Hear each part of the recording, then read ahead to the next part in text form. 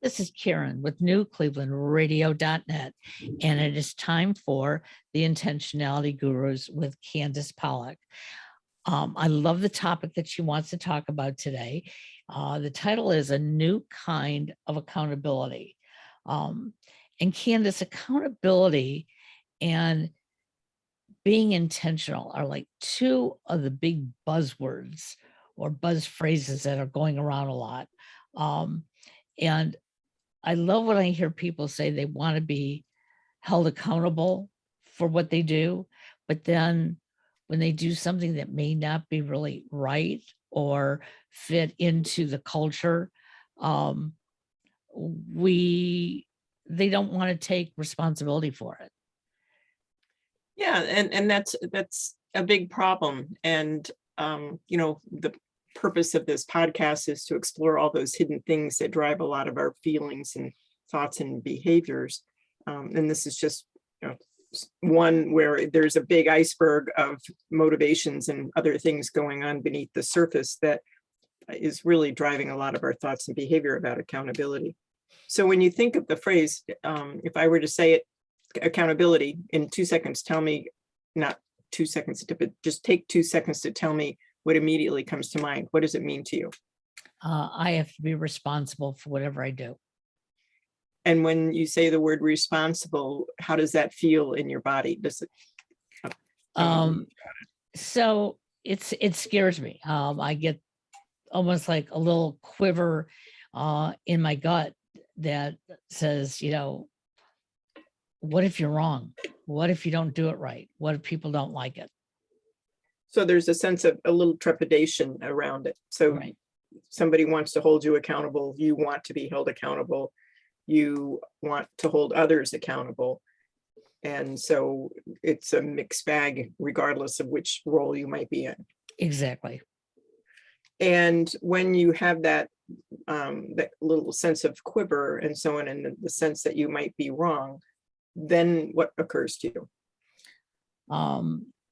So a lot of old tapes from childhood and young adulthood come to mind that, even when you thought you were doing something right or doing it the way others expected of you,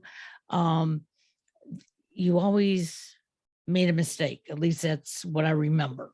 And there were times that I was a really good finger pointer, but you told me to do it this way. These are the rules you told me to follow, and I did. But then I'm feeling guilty because I'm pointing the finger at you. Yeah, so there's an element of not measuring up, and then that kind of boomerang reaction, emotional reaction, like, oh, this is uncomfortable. I need to not feel this uncomfortable feeling. Right. And we've talked previously about the event that occurs that triggers the thoughts, that triggers the feelings, that triggers the behaviors. So often we think the event is what causes this, but it's really our thoughts around it. Right. So that iceberg stuff about maybe not measuring up, I'll just sum it up in that phrase, means that we don't necessarily feel in control, that somebody beyond us.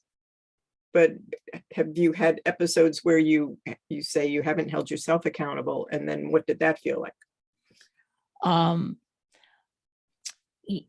I feel like a loser. It hurts all over, because intellectually, I know I am responsible for my actions. But when I don't take that responsibility, like I believe I should, I feel like an imposter. So you're feeling bad about yourself, and then Right. that kind of colors the whole experience of whatever you may have tasked yourself to do. Correct. All right. So the reason I picked this topic is because I've been exploring it. I coach a lot of small law firm owners, and they're always talking about team members and what can be accomplished, what can't be accomplished, and some of the other logistics within that. it's like a small intimate family, but for the purpose of getting work done. And it's a topic that we have a lot of myths about. So I'm reading the book called Uncommon Accountability by Robert Moran and Michael Lennington. And they also were the authors of the 12-week year. And it's a model that I like to follow. But I was fascinated by a lot of the things I discovered. So those are the things I'd like to explore today, and possibly in a couple of other podcasts. So you ready? Yep, I'm ready. Okay. So anyway, the idea about accountability is there's a negative concept, so a negative consequence to something that we either didn't do or didn't do to a particular standard, whether that standard was articulated or not. I remember my very first boss when I came to Ohio would give me various tasks, and then she would bring something to me, and she would ask me, why did you do it this way? And I would give an answer, and I always she would often respond with, why would you think that? And, here I was like maybe a 21-year-old kid. And it's like, well, because you told me to do it. But the problem was she was not a good delegator. She didn't give a lot of instructions. And, I had school smarts, but I didn't have a lot of direct on the job experience and so on. But I always left those interactions feeling pretty bad about myself. And so the idea is that I wouldn't get the favorable response from her ever, right? Even though I was working independently and so on. So the point of it is there's always some trepidation about taking on this responsibility. And then, as you described earlier, when you might not measure up, then you feel pretty bad about yourself. So that negative, always thinking about accountability as the code word for, watch out, because you're only as good as your last movie. You might make a mistake, etc., and there may be some consequence and so on. The other element is there has to be some enforcer. And when it's ourselves, when we hold ourselves accountable, and not everybody thinks of accountability in that context. Most of the time we're thinking of, outside of us, that other people are either accountable or not accountable, or we need to hold them accountable. And so that enforcer thing, it sets up that dynamic of us versus them, and not necessarily a true agreement about taking on responsibility for something. And then the other part that they point out in the book, and I hadn't realized this before, but I was fascinated by it, that it helps encourage the work ethic of working and putting in enough effort to just get to the point where you're past danger of the negative consequence, but not beyond that. So what occurs to you when I say that, if you were a business or even at home? So say that phrase again. So when we think of accountability in traditional ways, it often sets up a culture where effort is put in just to the point of avoiding the negative consequence and not beyond. Okay. So I'm not sure this applies, but, I do a lot of things for my husband for his work. And he'll say to me, like, why did you put it in the calendar this way? And I'll look at him like, is there another way it should be put into the calendar? And it makes me feel like he wants me to do it, but he doesn't trust me. And no matter how I do it, it's not necessarily to his liking. And yet, and why bother? Yeah. And yet when I tell him that, if I say to him, you know what, if you want me to do it a certain way, you need to tell me, or why is it every time I do it, you don't like it? And usually his response is, oh no, I was just asking. And so oftentimes there are certain tasks that I know that I've promised that I will do, and I do them, but I don't do them as well as I should, because I know there's going to be a negative conversation about it. Yeah, and so I imagine, and you can tell me where I'm wrong, that first experience helps color the next experience that colors the next experience and so on. And so Exactly. doing these things are a duty that have a sense, not necessarily a full, that you're not fully volunteering for it. Maybe initially I was, but because of the negative things that I'm hearing, I don't feel like I'm volunteering anymore, out of the kindness of my heart. Yeah. So we could be thinking about that with other family members or in the business context and so on. And there was a group that I used to belong to years ago, and we had a couple of rules that if you, there was a group of women entrepreneurs, and we always had opinions about how other people could do things better, but nobody was volunteering to do things. So we came up with except for the, the board members, and we came up with a concept that if you raise it as an issue, you have to show up with at least 3 possible hypotheses for solutions. And then often we would volunteer you to do it. All right. Okay. Because everything was falling into our laps. We couldn't do everything. But everybody was, very candid in there and generous in their input on all the better ways we could do things. But in the context of accountability, we would say we volunteered you or we voluntold you. But that is never the same level of commitment when somebody truly steps up and says, hey, I want to take this on and Right. take this off of your plate.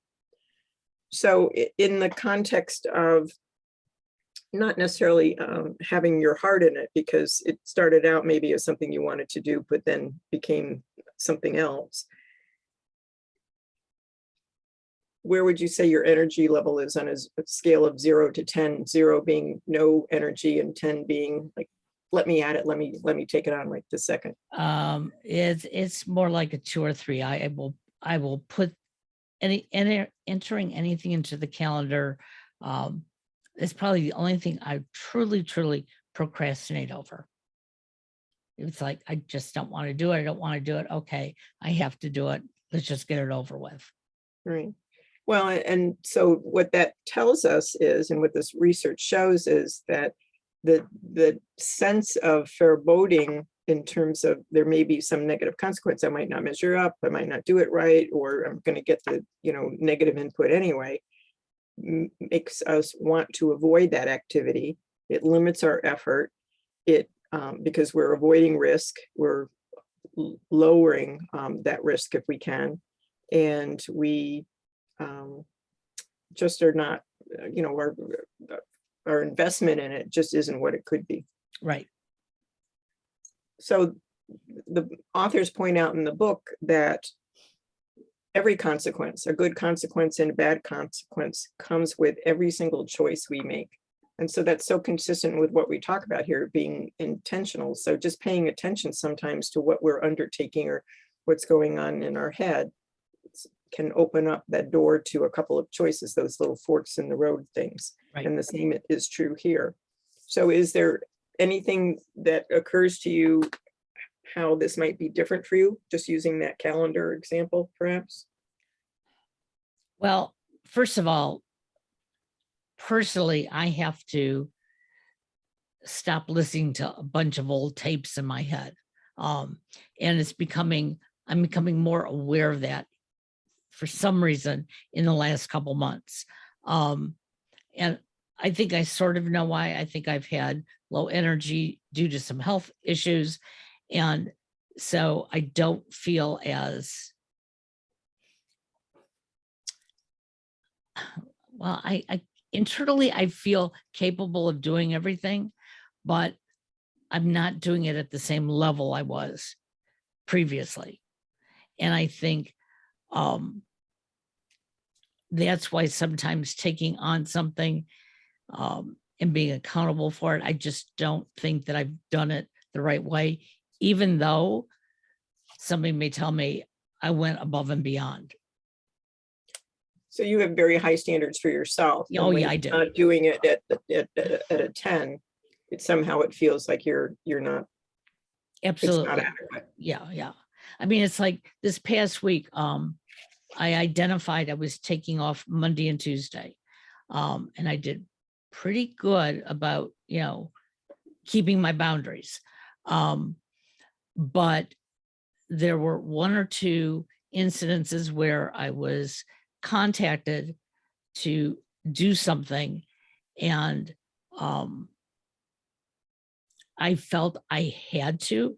And instead of like stepping back and saying, yeah, I'll take care of that on Wednesday when I return to the office, I was doing it, and I was not doing it well. And I did find that I stopped myself in the middle and let that person know, you will get this towards the end of the week, because I had to take the accountability that I was doing a bad job, and I still needed those 2 days to myself. Perfect. Wonderful. Kudos to you for doing that. Hope I can keep doing that. 2 days to 4 days to 8 Right. days. Sounds good to me. So what I heard you describe is what the authors talk about in the book, that accountability isn't an outside in phenomena. When we feel that we're being taken advantage of, or when our heart really isn't in it, that we get voluntold, or the requirement of the job or the relationship involves undertaking these kinds of things, we can be mindful of where those sneaky little lizard brain things we say to ourselves are sneaking in and saying, danger, you might not do it Right. well enough. You haven't gotten adequate affirming statements. And so it's just going to be setting you up for a failure or mistakes, etc. So you can be aware of those things. And then that's where that fork in the road choice is. Are these things true? Are they not true? And most of the time we can find out that they're not true. But when we are thinking about accountability, we can take it from the mindset of being a victim or being of the circumstances, and take it from the thinking of it as fault finding, and to a one of choice. So from having to do something to choosing to do something. So in that context that you were describing, what would the mindset do for you, have to do versus choose to do? Well, it ended up being choosing to do. And when I choose to do something, as long as I don't like dive in head first and choose it, I can feel good whether it's I've completed it right or had some errors along the way, because then I can go back and look at it systematically and realize, okay, this is what came up and this is why this didn't work as well. But when I'm volunteered or someone makes a choice for me to do something, and an example again, I'll use family. My son is away for 10 days, and he said to me this morning as he was packing, so what I need you to do, and he gave me actually a piece of paper with a list on it, like 5 things I have to do for him. And I looked at it and I said, you're not going out of the country.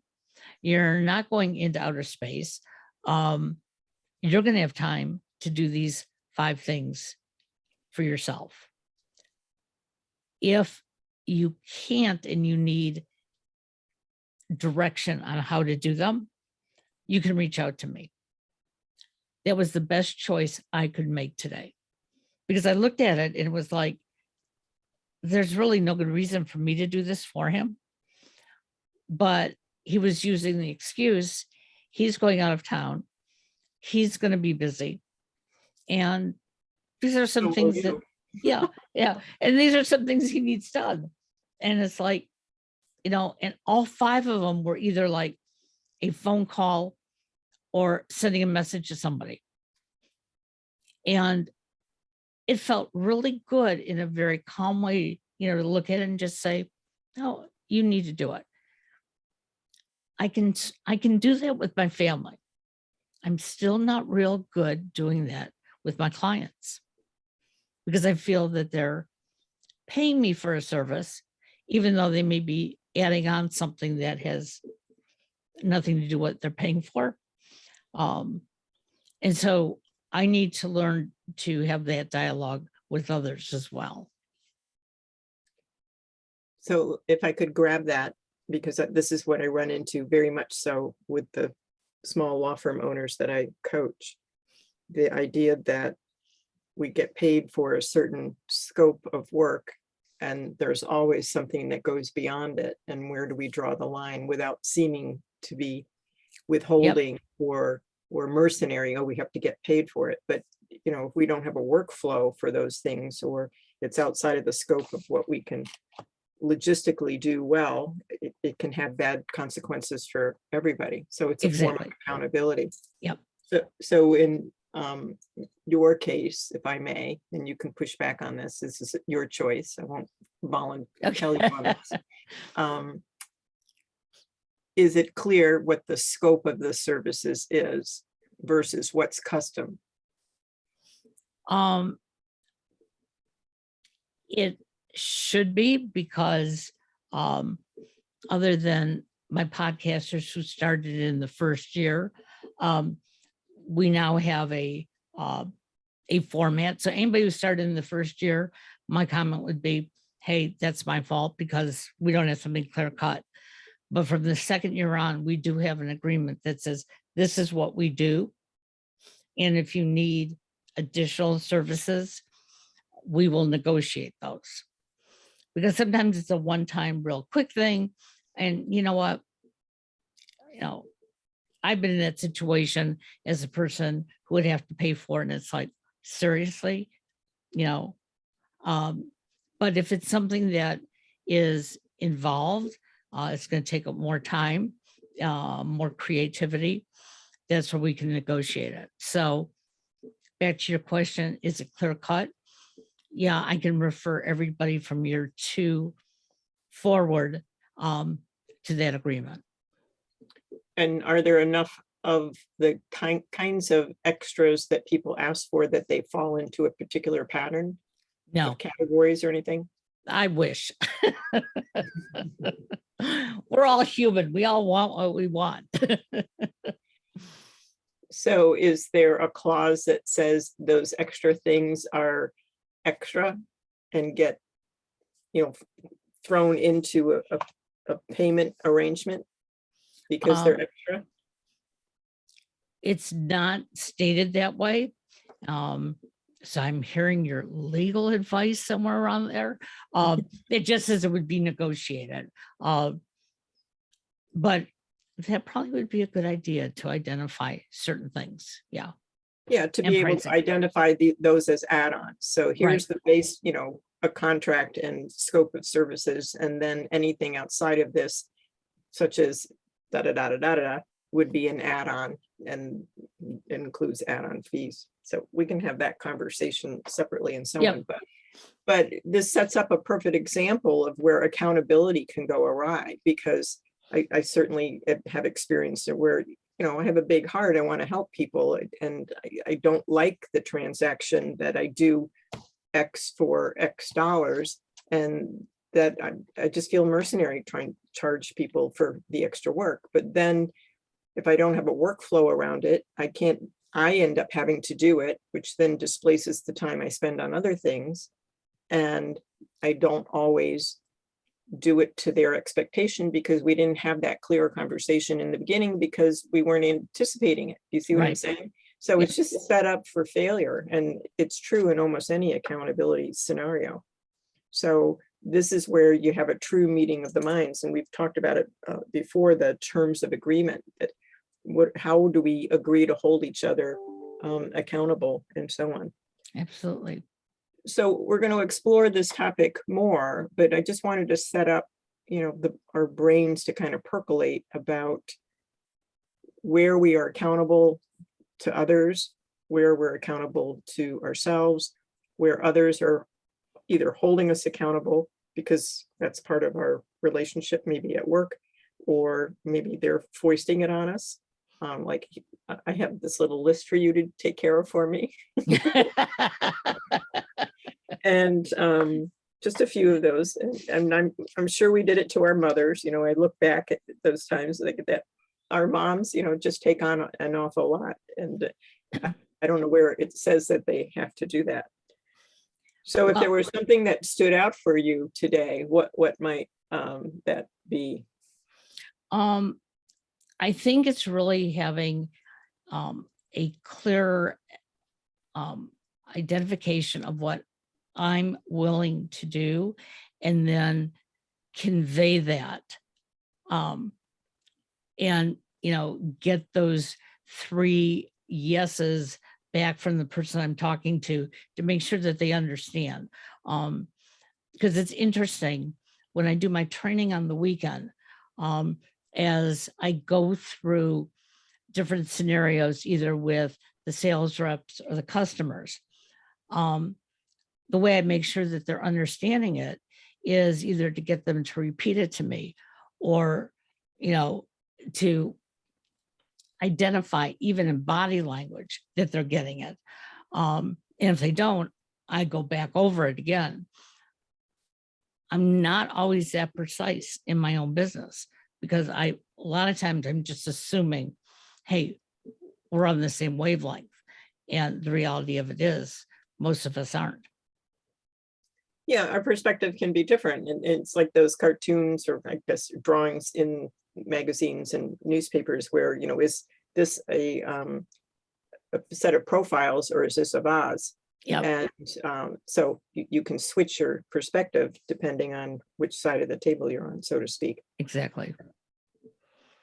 All right, so we'll be talking about more of this. And again, this is from the book Uncommon Accountability, and by Brian Moran and Michael Lennington. And I'm really enjoying it. Well, I think we're going to get a lot out of this. And we're also looking forward to late spring, early summer, and your new initiative that you're going to be delivering. So program on mental fitness and how to take a lot of the concepts we talk about in this operating system, very simple operating system. It doesn't require assembly at home or anything. It's just between our ears. But once we institute it, it really can open up a lot of new ways of being very successful. And again, all evidence-based. So there's a lot of science behind why it works and how it works. I'm excited to share it with people. Very good. Well, we look forward to it. In the meantime, it is beautiful here in Northeast Ohio this morning. The sky is blue, the sun is out, and it's going to get cold this weekend. So enjoy today. Have a great day, everybody. Thank you, Karen. Yeah, bye-bye now.